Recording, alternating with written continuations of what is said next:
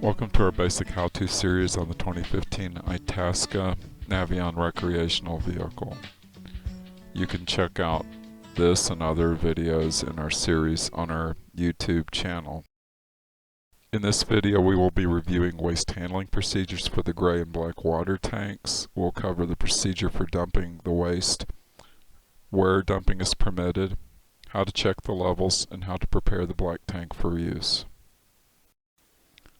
Waste disposal begins by connecting the RV sewage port.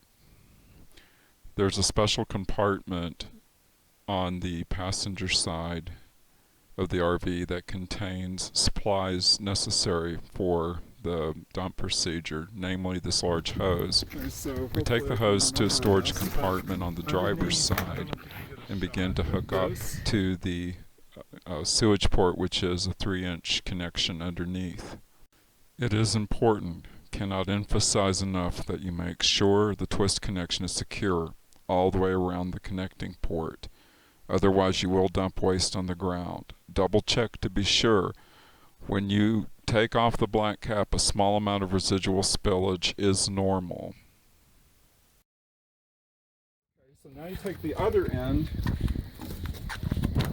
and you come over to the dump site and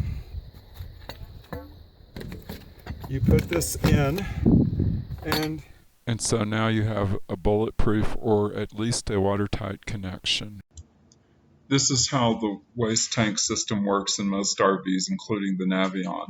There's a gray tank which connects the sinks and the shower, and then the black tank connects to the toilet only. And these are physically separated tanks, and the capacities are covered in your RV manual.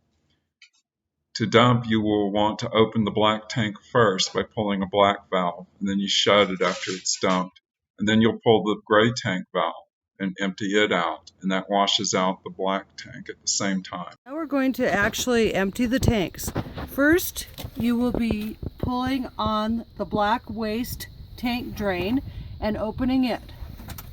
This causes the black tank to empty, and this process takes a few minutes. Then you want to shut the black tank.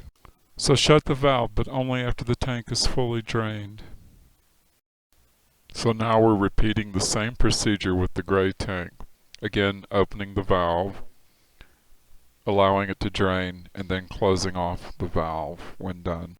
After the tank has been emptied out, then you can remove the connection of the hose from the RV, place on the black cap, and from this point it's a good idea to wash out the hose using a hose that's either at the waste dump site, or the RV also has its own rinse out hose inside the same bin. After rinsing, you can remove the hose and restore it to its storage bin. So now let's talk about the legal locations for dumping your waste tanks. Sometimes each RV site has its own dedicated sewer connection for each site location. This is a best case scenario which you will want to take advantage of. If there is, you can follow the first part of the procedure and disconnect the hose up to the waste port of the RV and run the hose to the sewer port. If you do this, keep the valves closed until you have at least partially filled the gray and black tanks.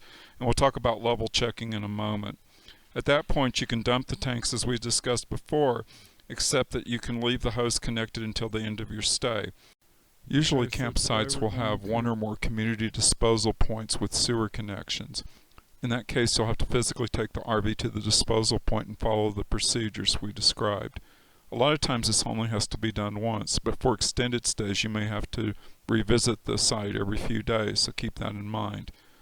Some of these community sites are free and some charge a disposal fee, so keep that in mind. Finally, if you're dry camping or boondocking, there won't be sewer connections for you to use.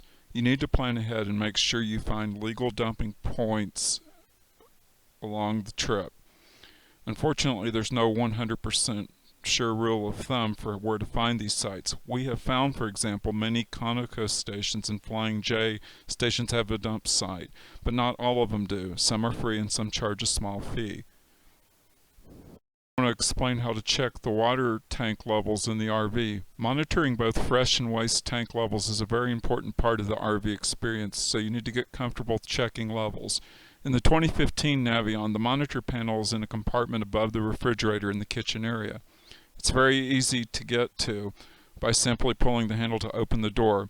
This panel contains a number of controls and monitors. For this, we're concerned about the tank levels, which we can check by pushing the button at the bottom as shown. The levels for the waste tanks go from empty towards full in increments of 1/3. We highly recommend that you dump the tank as soon as possible when the level of either crosses the 2/3 point. After every time you empty the black tanks, you should prepare the tanks for a fresh start. This is done with a special disinfectant solution shown here. Pour a small bottle or equivalent into the toilet. Flush the toilet about 5 times. It's a very good idea before you add the disinfectant to introduce fresh water into the toilet. Do this by flushing several times before pouring in the disinfectant. With some do's and don'ts about waste handling in the RV. Do make sure you empty the tanks before they reach 2/3 level. Do make sure you securely connect the sewer hose or you will have spillage on the ground. Do make sure you only dump one tank at a time, and that would be first the black tank. Close it and then open and dump the gray tank. Here are some don'ts about waste handling in the RV. Don't dump tanks except in legal locations where permitted. Don't use multi-ply toilet paper.